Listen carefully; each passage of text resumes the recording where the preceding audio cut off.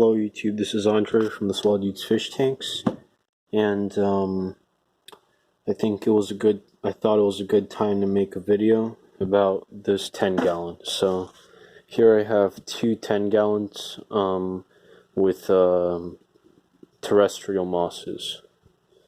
There's one, here's the second one. Neither of them have a light. I just put one on here to film it, and I'm doing this at night. Well, in the evening to minimize glare for a better video. I just thought it looked really pretty today, so I'm going to film right now because some days it's fogged up. Right now it's not fogged up at all, so it's perfect. And I just watered it, so all the plants are like glistening with droplets of water, so it's really pretty.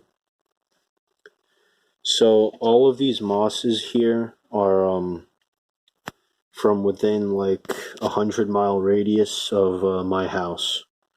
So I go camping and I see a cool species of moss and I bring it home with me.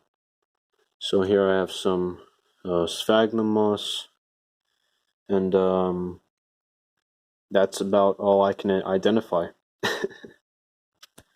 So I just wanted to share this. It's really cool.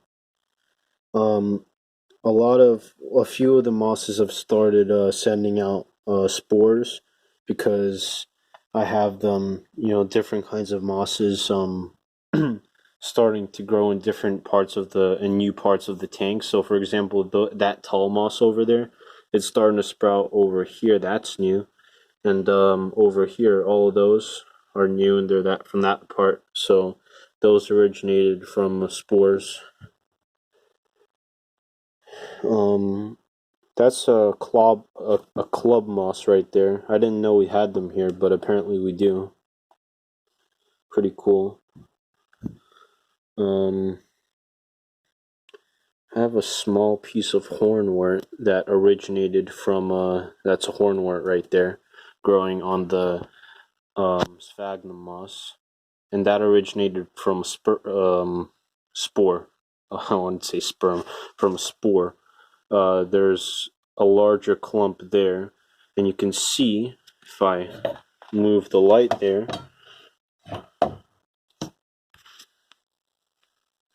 you can see that hornwort right there, and you can see it's kind of got roots underneath it.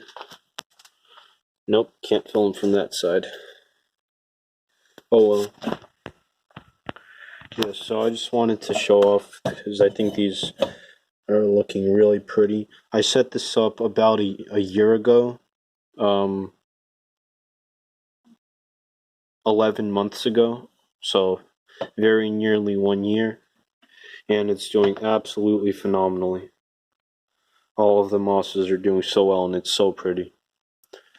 What I'm thinking to do is, so I have two 10 gallons stacked on top of one another. I'll talk about that one in a different video. I'm thinking to put a third one on top there, and then do two more columns. So just have 9 10-gallon tanks with different plants. I only have a few of them with mosses. Then I'll have others with things like with larger like stem plants. Like in here I have aluminum plant, a begonia, a type of pennywort, Ficus pumila, a bromeliad,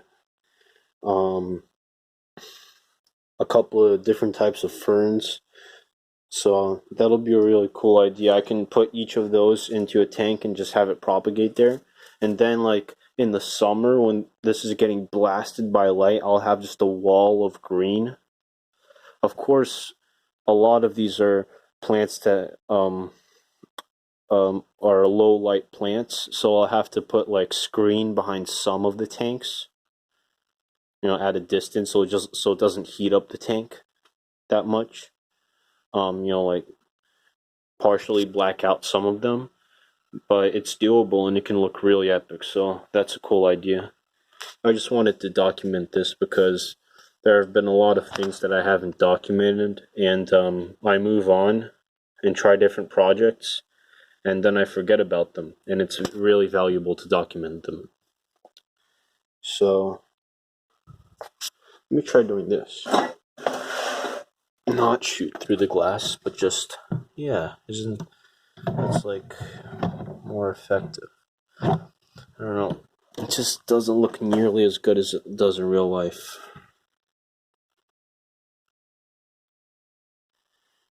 So that's pretty cool. Several different species of moss in here.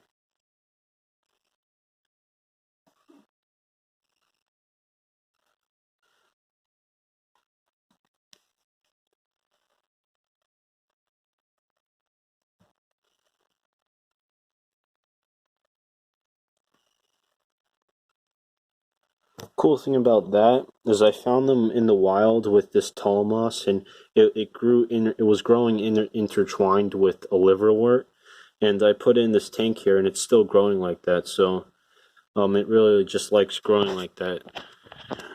Might be some symbiotic relationship, or maybe just or neither one of them benefits. Just they just happen to be growing like that. I don't know. I want to do a 10-gallon with just sphagnum moss. And I have like that right there is sphagnum moss that gets red under bright light. So I want to do like in wherever place here gets the most amount of sunlight, I'll just do a 10-gallon tank with just entirely red sphagnum moss. And I'll just have it become completely red.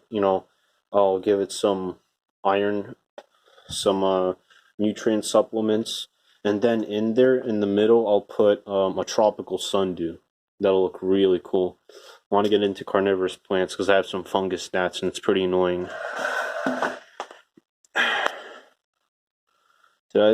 Carnivorous plants? I don't know if I said that or if I said something else. Okay.